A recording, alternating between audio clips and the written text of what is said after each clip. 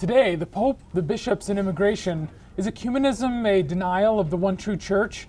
And has the church ever treated Jews as inhuman? This is Free Range Q&A with Al Cresta.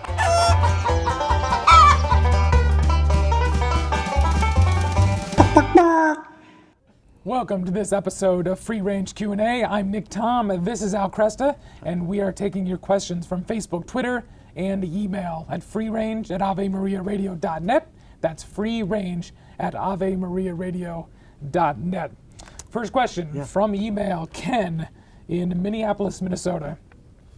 Hi, Al. Pope Francis's attendance at the 9/11 memorial is killing all the goodwill I felt after his speech at the UN. Why is the leader of the one true church praying with people of so many faiths?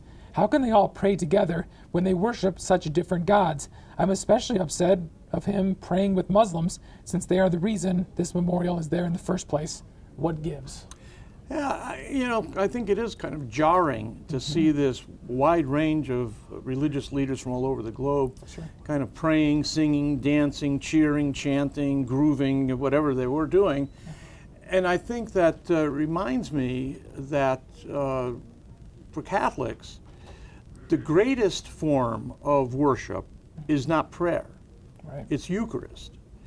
And there's a reason for that. A few years ago, actually quite a few years ago now, the leader of the Southern Baptist Convention made the statement that God doesn't hear the prayers of Jews.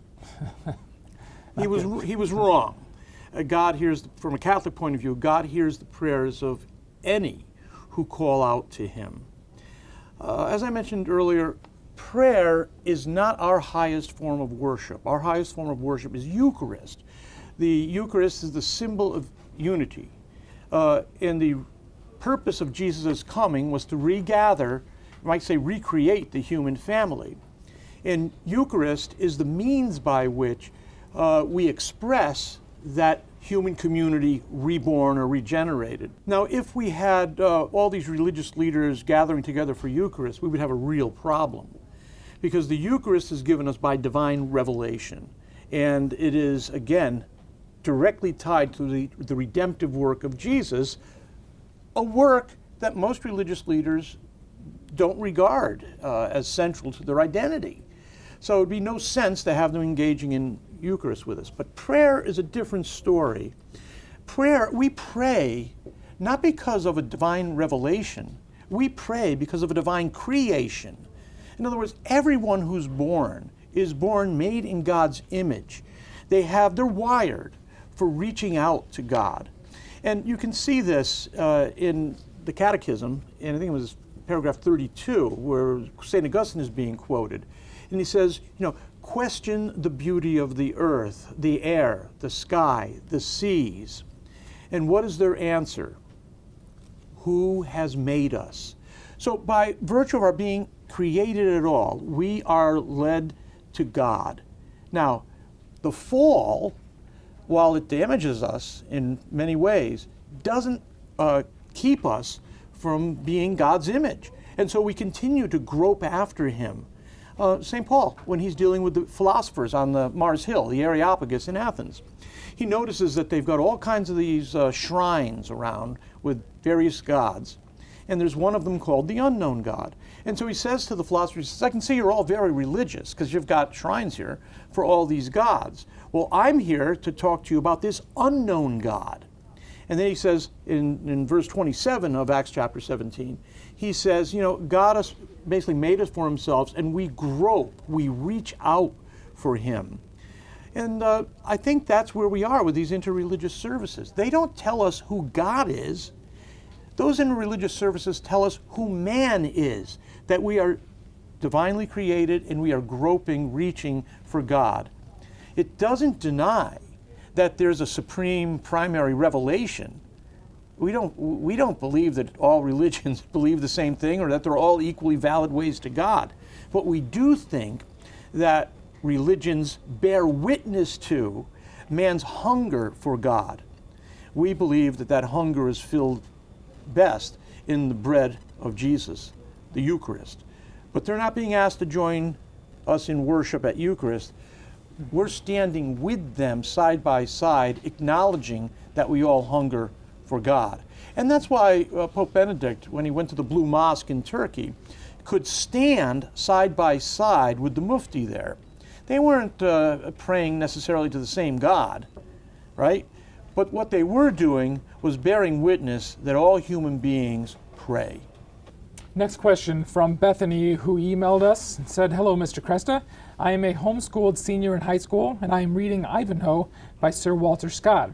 The book has a lot of mistreatment of the Jewish characters, similar in attitude to the mistreatment inflicted by Nazi Germany. The author does not seem to hold the same view of the Jews as the characters, but seems to hold to the idea that this is how the Christians of that era treated their Jewish counterparts. Hasn't the church always greatly disapproved of this attitude?" Bethany, thanks. It's great to get a question from a high schooler. That's really quite an adult question, and so I'm going to answer it as it is an adult question. First of all, we have to remember that defending the church doesn't mean whitewashing the sins of its members. We can look at the truth square on. Secondly, Catholicism is Jewish from start to finish, whether you're looking at St. Paul's teaching in Romans 9 through 11, or if you're looking at the Catechism, where when it talks about the end of history, it tells us that there's going to be a great influx of the Jews, and they will, in fact, be saved. Another point I want to make is that the church has not taught against the Jews, but many Catholics have persecuted the Jews throughout our history. Gregory the Great made it clear in the 6th century that there was to be no molestation of the Jews. In the Second Crusade, Bernard of Clairvaux said roughly the same thing and said that it was necessary for the Jews to continue in Christian civilization as a sign of God's providence. But at the First Crusade, we did have our first major attacks on the Jews, especially in Speyer, Mainz, and Worms, Germany. At Speyer, the bishop protected the Jews, took them into his protective custody. 11 were killed. At Worms, there were 800. At Mainz, there were 1,000 killed. Nothing compared to what we have in the Holocaust of the 20th century, where the Nazis used industrial strength murder. We don't have anything like that in our history. You mentioned Sir Walter Scott, and much of our vision of the Crusades come from his novels like Ivanhoe, The Talisman, and there are others as well, The Betrothed. Sir Walter Scott prided himself on being an Enlightenment thinker. He thought reason above revelation, and his characters his villains tend to be religious extremists. His heroes tend to be people who are cool and use reason, like the bystander in Ivanhoe that you can see. If you notice, he's also actually very sympathetic to the Jews, even though his characters aren't. Rebecca, who's the Jewess in Ivanhoe, really does love Ivanhoe, but doesn't marry him because she's going to be true to her own faith. So we have to keep in mind that Jonathan Riley Smith, who's a great pioneering Crusade historian, thinks that Walter Scott doesn't really get the Crusades right. He's not a bad historian, but he's rather romantic. And he also doesn't get to the authentic religious motivation of many of the Crusaders. But remember this, just like today, Catholics in the beginning, on the pages of the New Testament and throughout the Middle Ages and up to today, Catholics have the same problem that they had at Corinth. They don't obey the authoritative teaching of the church. So great question, and keep up the good work. I'd love to hear from you again in the future. Thank you, Bethany. Final question, it's short, but it's tough. Let's see if you can handle it. From Jeanette on Facebook, do you think Pope Francis or the bishops understand the average U.S. citizen's objection to the endless stream of illegal immigrants into this country? Absolutely, and I'll tell you why. They're close to the people. Bishops are on dioceses that are right in border states. Parishes are very sympathetic to the plight of illegal immigrants because our purpose as the Church of Jesus Christ is different than the Immigration and Naturalization Service. We're not an arm of the government. Our aim is to win people to Christ and provide the sacraments for them. So we are quite aware of the needs of these families. And that's why the U.S. Conference of Catholic Bishops have what I think is a very smart policy. They recognize, one, people have a right to emigrate. Two, nations have a right to protect their borders. Three, all humans have a moral obligation to share their excess goods with those who are disadvantaged. But they also are big on the rule of law. So the bishops insist, for instance, that those who are here in this country illegally go to the back of the line to be regularized. They also believe that all back taxes have to be paid. So they understand there are penalties to breaking the law. And I think we have to keep this in mind. And above all, the bishops want to make sure that families stay together. I don't think that they're sentimental. I don't think that they're bleeding hearts here. I think they know the reality of these families much better than even law enforcement, because we live with those families in parishes. We just don't seek them out as criminals. That is our time. So great questions today, great answers as normal. Thank you for joining us, and we want to hear from you.